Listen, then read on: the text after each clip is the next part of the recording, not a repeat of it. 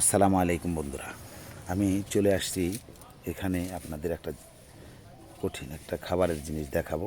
বরিশাল্লা কচু দেখতেছেন, কচুটা খুব সুন্দর হয়েছে।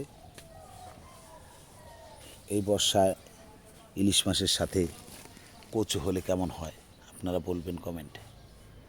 তো কচু গাছ সাধারণত আর একটু বড় হবে, বর্ষার পানি পেলে আরও একটু সুন্দর হবে।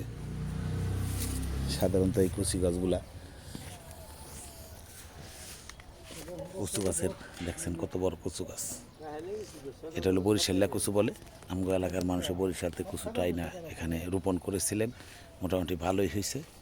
সামনে বর্ষার মৌসুম আসতেছে, ওই সময় ইলিশ মাছের সাথে কচু হলে অনেক ভালো হয়।